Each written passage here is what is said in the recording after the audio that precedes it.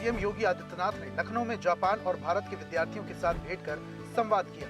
CM ने कहा, भारत की स्पिरिचुअलिटी का एक प्रमुख केंद्र उत्तर प्रदेश है और यहाँ जापान की यामानाशी से जुड़े युवा विद्यार्थियों और लखनऊ के युवा विद्यार्थियों का इंटरेक्शन हमें अभिभूत करने वाला है। उत्तर प्रदेश भारत की स्पिरिचुअल टूरिज्म का, जिसे आप आर्टलैंड ऑफ इंडिया कह सकते हैं, उस रूप में जाना जाता है।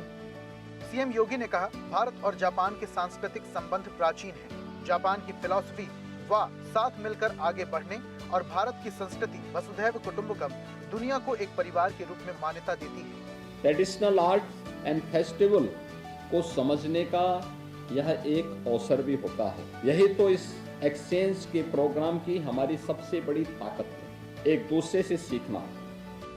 सीएम योगी आदित्यनाथ ने कहा, जब जापान और भारत की स्ट्रेंथ साथ आएगी तो केवल दोनों देशों के बच्चों का भविष्य ही बेहतर नहीं होगा, बल्कि ग्लोबल स्टेज पर भी सभी संभावनाएं और नई संभावनाओं के द्वार खुलेंगे।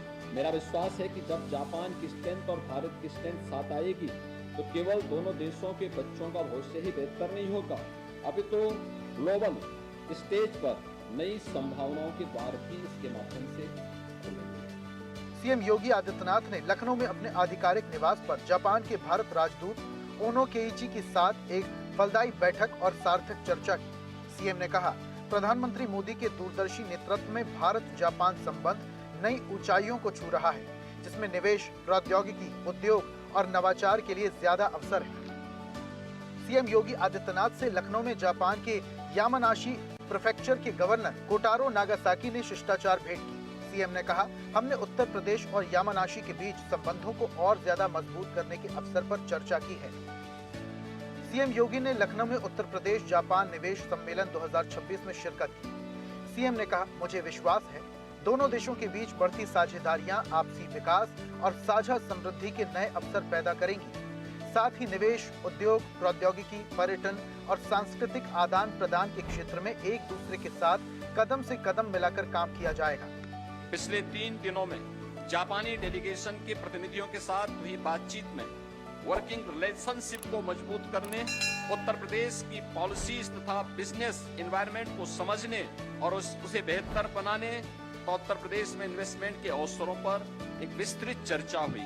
सीएम योगी आदित्यनाथ ने लखनऊ में उत्तर प्रदेश के पूर्व मुख्यमंत्री पद्म विभूषण बाबूजी कल्याण सिंह की 5वीं पुण्यतिथि और हिंदू गौरव दिवस पर आयोजित कार्यक्रम में हिस्सा लिया। सीएम ने कहा, बाबूजी कल्याण सिंह जी दबाव में आकर काम करने वाले नहीं थे।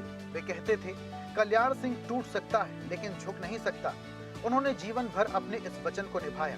गलत काम बाबूजी से कोई कितना भी बड़ा क्यों ना हो, कितना भी दबाव बना दे, कभी भी उन पर कोई कभी किसी दबाव में आके काम करने वाले नहीं थे।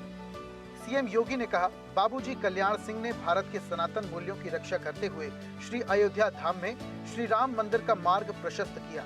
उनके प्रति श्रद्धावान होना हर सनातन स्वावलंबी धर्मावलंबी का दायित्व बनता है। श्री राम जन्मभूमि पर गुलामी के ढांचे को पूरी तरह समाप्त करके राम मंदिर का मार्ग प्रशस्त किया।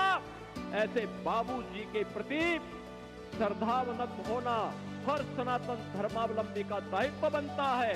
सीएम योगी ने कहा, ये गिरगिट की तरह रंग बदलने वाले लोग हैं।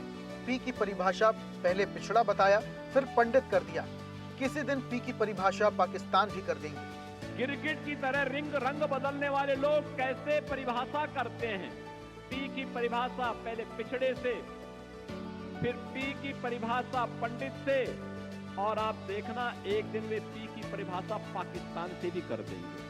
सीएम योगी आदित्यनाथ ने सुरों के महान आराधक, कला के सच्चे साधक और शहनाई के अद्भुत वादक भारत रत्न उस्ताद बिस्मिल्लाह खां की पुण्यतिथि पर श्रद्धांजलि दी। सीएम योगी ने संस्कृति, संस्कार और सुमति के सशक्त आधार हमारे बुजुर्गों, सभी वयोवृद्ध नागरिकों को वर्ल्ड सीनियर सिटीजन डे की हार्दिक बधाई दी। सीएम ने कहा, आइए अपने दीर्घ अनुभवों से हमारे जीवन का पथ प्रगति और उन्नति की ओर प्रशस्त करने वाले सभी वरिष्ठ जनों की सेवा, सुरक्षा और सम्मान के लिए संकल्पित हो। सीएम योगी ने अरुणाचल प्रदेश के मुख्यमंत्री पेमा खांडू को जन्मदिन की हार्दिक बधाई दी। सीएम ने कहा, प्रभु श्री राम आपको अच्छे स्वास्थ्य, सुदीर्घ और समृद्ध जीवन का आशीर्वाद प्रदान करें।